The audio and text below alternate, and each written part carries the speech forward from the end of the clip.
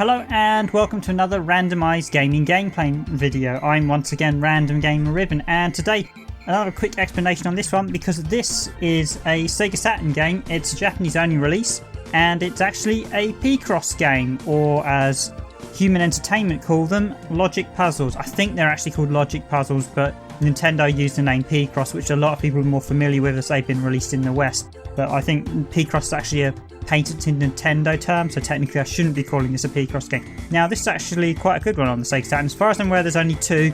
There's this one and there's one by Sunsoft, which is Ochan Uchen. Rainbow Town's a bit different to usual Picross games because although you get the standard just knock 'em out black and white pictures, you also get colour pictures as well, which makes this a bit different. So to begin with, that hand's currently pointing at the, was the options. This one to the right is the tutorials, and this one to the left, this sort of paint sort of area, is actually you make your own puzzles. And what you do is, as you can see, there's various signposts and a number next to them. That's the number of puzzles you need to complete at that signpost in order to construct that building of the town. So it's like school, warehouse, farm, etc. And basically the whole premise of the game is to construct a town, and you do that by solving all these Picross puzzles. But it's quite nice that there's also a make your own puzzle. So you can see here, this can't remember which location this is, but this is the first puzzle I did, and this is quite an easy one. I'm being a bit cheeky here. I had actually already done this one when I'm running the video, but I'd forgot to save it the previous night. So unfortunately, this is a game that doesn't have an autosave. You have to manually save it in the option menu or the main building, and if you forget to save it, then you lose your progress, as I found out. But as you see, this is the standard one. You just knock out the puzzles, or I should say, you knock out. You look at to explain Picross if you've never played it, basically the objective is to fill in the blocks accordingly. So at the top you see 5, 4. Now the gap in when it's one colour indicates that there's actually so the 5, 4 indicates that there's a gap in between them. When you're using multiple colours, it doesn't necessarily indicate that there's a gap, but when a single colour, it means you have 3, a gap, then a 1, a gap, then a 2, etc. in that 3 row. So basically what you do is you look for the rows that are complete or almost complete. So for instance, the 10 row you do right at the start because you know that, and then the 6 and the 3, technically that makes 10 because you know you've got a 6, you've got a gap, and then you've got a 3. So that the gap's only 1 square, so that's any work from there. There are a few other advanced techniques like overlaying numbers. So for instance, if you had 6 in a 10 square, if you map them out, you'd know that there's always 1 square that the 6 has to be on, and then you work out that square, and then from there you try and work out other angles, etc.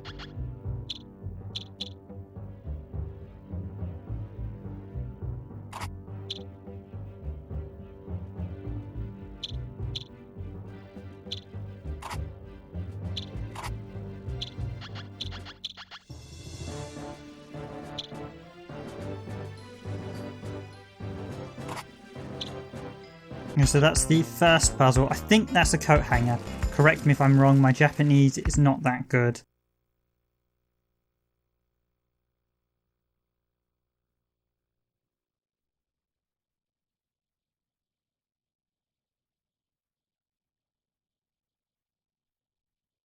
Now this is the second puzzle at this location, and this is actually a coloured one. And as you can see, you've got the 2 colours, and this is where it gets a bit funky. So as you can see, that top row there, tells me you've got 4 of one colour, a black, or 4 of the blue, 1 of the black, and then 5 of the blue. Now as they make 10, you know exactly which squares you need to fill in. Yep, made a slight mistake there.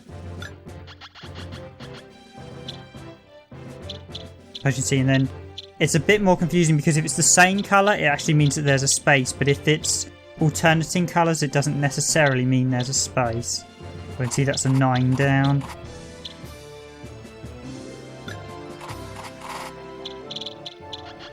There are a couple of functions. You have the cross if you know for sure. You can put in a cross if you know for sure that there's a block that you don't want to basically paint in. There's also an A for a sort of, that brings up a smaller square, and that can be used as a question mark square if you're not quite sure whether to break it or not. And then of course you've got to paint the required squares, and once you've painted all the squares, the picture will be unravelled and the mission is complete. There is actually a third game mode which I don't show in this video, and that is actually really complex because this is a colour one. Usually they can have up to 7 colours, and interesting, you'll notice that's the American spelling of colour, there's no U. The other colour, so this is a standard colour one. The other colour one that's really tricky is you only get the 3 primary colours, and each of those primary colours has their own set of numberings, and basically what happens is you mix the colours as you go along, so you have to fill in all the yellow squares, and you have to swap to the blue, fill in all the blue squares, swap to the red, fill in all the red squares. That's actually really, really tricky, as if you make a mistake, it can be not clear whether it's a mistake in the red squares, the blue squares, or the yellow squares. But it's actually a really novel mode that I've not seen in any other type of Picross, and this really actually brings it to life. Ironically, I've been playing earlier in the year, playing Mario Picross on the SNES, and that's pretty much just black and white puzzles. It's an enjoyable game, and I think you can get it on the Wii U, and it was definitely on the Wii as a download game. It's a nice one, but it's only black and white. This actually adds a bit more colour, but adding colour does make the puzzles slightly harder. And this one, as I recall, makes a note. I mean, there's a few strategies as the more you play Picross. There's a nice little tutorial mode that I didn't show you because it's all in Japanese, but if you've played Picross before, it's relatively easy. If you haven't, it's probably a good idea just to get familiar with. But overall, this is a relatively easy game, and once you get to grips with it, it's quite easy to play. It's very enjoyable as well. It's very therapeutic, I find, doing these type of puzzles. It's just really nice just to relax and unwind, just quickly knock out a puzzle. And Rainbow Town has over 700 according to the back of the box. To give it its full name, it's Logic Puzzle Rainbow Town, and its TG number is T-4303, so that's the Saturn number. Interestingly, as a little tidbit, in the front of the box, it actually has, on the manual, it actually has a bit in English which says, "For Sega Saturn Only, presented by Human Entertainment, Logic Puzzle Game Rainbow Town." And there's a picture of a complete town on the front in nice little cartoony art as well. And basically your objective is to build up the town, but with over 700 puzzles by the looks of things, it's going to take you a while to do that.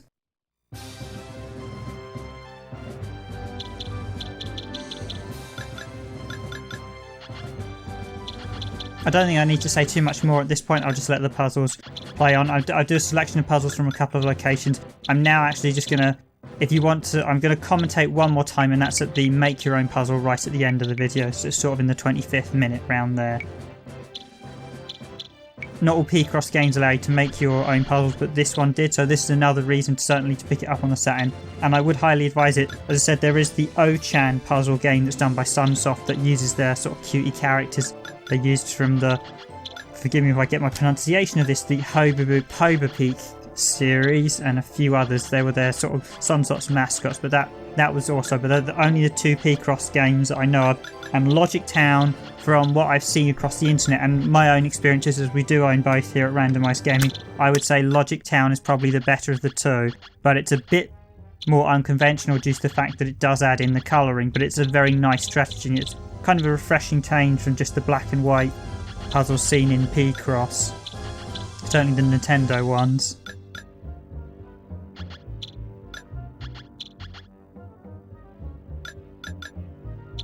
And there's some nice little music playing in the background. Actually, if you haven't played this, I do highly recommend it if you're a fan of this type of puzzle game, as it is actually a really good title for the Sega Saturn.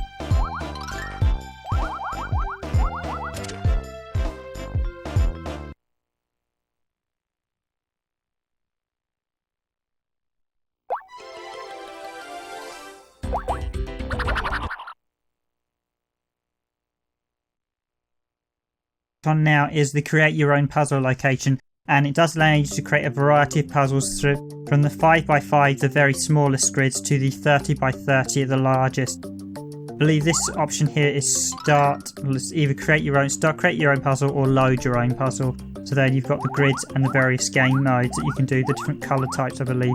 I'm not entirely sure if my Japanese at this point is not that good, and I'd need to read up, but basically I think one's which primary colour mode you want and whether type of puzzle mode you want. Okay, I'm not sure what that second option menu is, but here you go, and this is where you hammer out your little creation. So in this instance, I'm going to create a little smiley face. A little email, although I should say smileys are actually a copy of the Smiley company, as I learned a little while ago when we were doing it.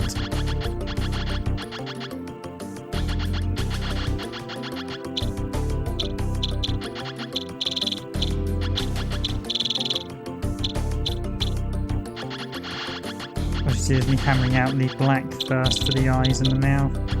Very quick. But basically this enables you to create your own puzzle mode, so as long as you stick within the parameters, you only got the, like I said, the 5x5 is the smallest, there's the 10x10, 15, I think there's 20 and 25, and the 30, which is the largest. But you can basically hammer out your own design and let your friends, if you've got a mate with a Sega Saturn, come over and try them out, as long as they're a Picross fan. But it does make it's a really nice addition. It's a shame, although the Sega Saturn did actually have a modem, Logic Town of course doesn't actually support it, and the Saturn's modem was dial-up only, although it did allow you to, I think it technically still works because it allowed you to use your own sort of ISPN type thing, or I think it was IP, you could use IP with it, but basically there was a modem for the Saturn, that was only released in Japan. There's only a handful of games that support it. There's a version of Virtual-On that supports it, a version of Daytona that supports it, and a version of Saturn Bomberman, I know that, but so few games used it, and I think there's one online-only game as well for the Saturn, bizarrely. Forgive me, I can't remember the name of that off the top of my head, but yeah, there's basically a few games that basically these days are almost unplayable unless you're a real techie and know how to get them to work. But Logic Town sadly doesn't use the internet modem, so you can't upload your puzzles over the net. You can see they're just hammering out Smiley Face. It's actually a great little addition, and it's well worth a pick up just for a bit of fun as well, because not all these games do let you create your own puzzles. Nintendo are quite stingy about creating your own puzzles in their Picross games, but Human obviously weren't, and Human of course were very famous as well for doing the awesome wrestling series, the Fire Pro D series, and they do actually have a very good pedigree of all their titles. It's a shame they actually went bust in the years intervening.